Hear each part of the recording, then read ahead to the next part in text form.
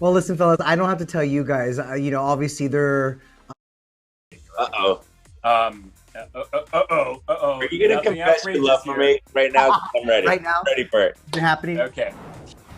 Well, listen, fellas, I don't have to tell you guys. Obviously, there are consistently in Hollywood outcries for representation, diversity, and inclusion, and yet here we are on your show, where I feel like it's very rare that we get to explore a gay relationship on a procedural like this. And so I'm curious, what has this experience of telling this story meant to you guys? We've been asked this question since day one, and I think the cool thing about this question is that it's definitely evolved. I think simply because of how large the fandom has grown, how big the show has become, how many more people are able to watch the show and appreciate this couple and see themselves on screen. The appreciation and the honor of portraying this couple on screen, it literally grows by the day, because I talk to people almost every single day that are tuning in for the first time.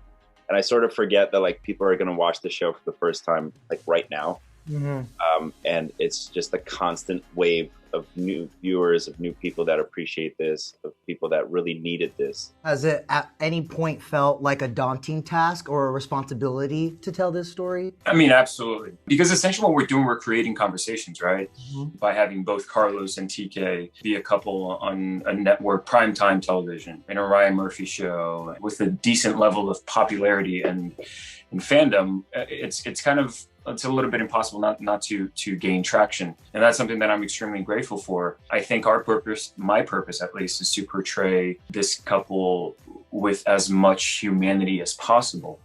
So when people that don't encounter members of the LGBTQIA plus members very frequently, what they're able to see are not necessarily one-dimensional characters that are defined by their sexuality. These are people who are also, they're also first responders. Right. They risk their lives for others, to save others, to be there for others. And they also happen to be gay, and they also happen to be in a beautiful relationship. What they can see is that they can see people, they can see two human beings that happen to be all those things as well. You definitely have to approach it with a certain level of responsibility, because you want to get it right. You want to create a conversation. What's wild to think about, Ronen, is you've credited the show for inspiring your own coming out. Was there people in the cast that you leaned on before that announcement, or that you shared your story with, that kind of helped you along the way? Yeah, I mean, this handsome devil right here, he was one of the, I think he's the second or third person I ever like literally worded those words to. I leaned on him very heavily. We had a lot of private conversations at work and outside of work, and I felt that this year was finally the right time to do it. And I sort of had a fear of like what's going to happen with my family, what's going to happen with my friends. So I leaned very heavily on Rafael, and hearing his perspective firsthand and hearing his experiences, I think it gave me a lot of confidence just to do it and just sort of be like, whatever happens, happens. But like, I got your support, I got your love, and I got your advice, and it helped a lot. It was nice to sort of have that little secret for 2 seasons with him, so at least he sees me. It was just really nice. I found an incredible man who showed me that it is okay to open up my heart again. We all have our own journey, and I mean, I'm grateful that Ronen even decided to open up to me when we first started the conversation, because it doesn't matter where you are, it's very hard, and you're constantly coming out to people that you don't know, and especially with all these lights on you, all these cameras on you, it's not easy. I do want to talk about the fandom, because the fans are so invested in this couple. Like hashtag Tarlos Tuesdays are lit. Did you ever imagine that Tarlos would get this kind of love or reaction from fans on this show? Not like this. No.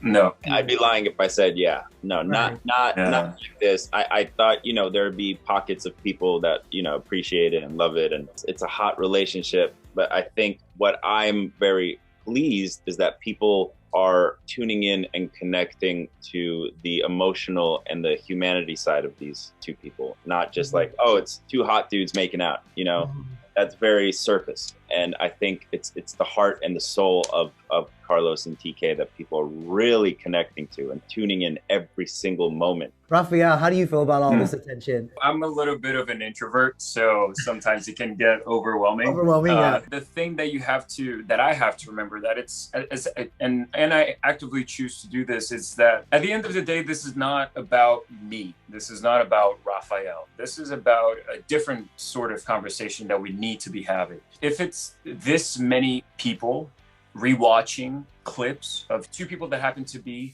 men in a relationship, having very intimate moments with each other emotionally, mentally, and going through this. And if people are feeling very attracted to that, are watching and rewatching and are creating fan art and are creating those clips that they do with the music, and it's like, you know, it's very creative. We need to pay attention to that because the people are asking for it. Absolutely. The people want it. Craving. So they're craving it. They're latching onto it, and they're claiming, no, this is ours. This is what we want, and I'm totally fine with that.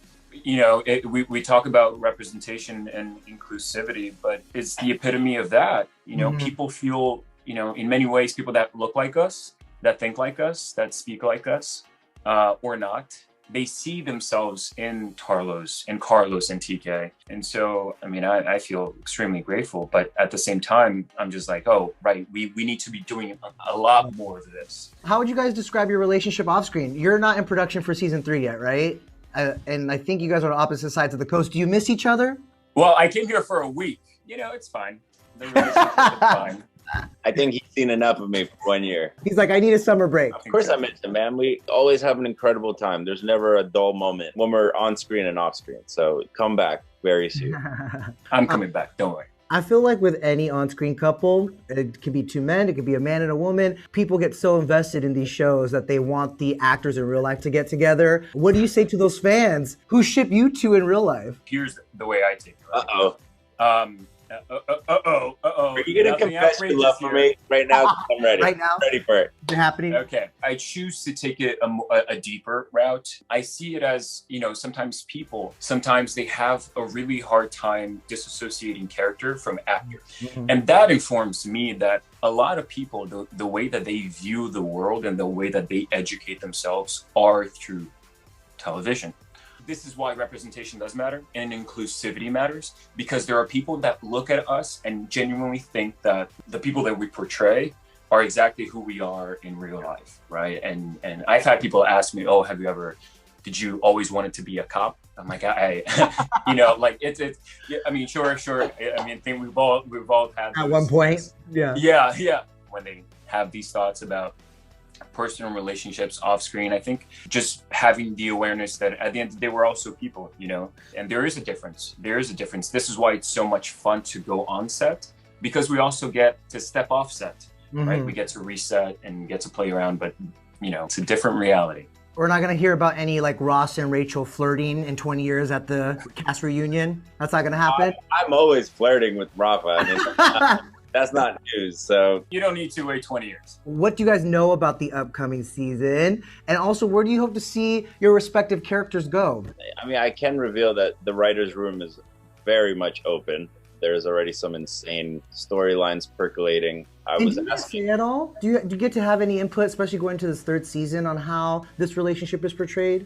I always bombard our showrunner with text messages and like, let's do this, man. For 2 seasons, I'm like, so when's Carlos getting married? You know, so that's like, he teased it publicly that, you know, it's very much in the future for them. So that's exciting. But you know, I was told that there's some really intense storylines percolating, and I was like, you mean rescues? And they're like, no, personal. Like they're really diving deep personal this year, because, you know, I think we finally were able to sort of establish the dynamic of all the characters, and now we could dive super deep into them.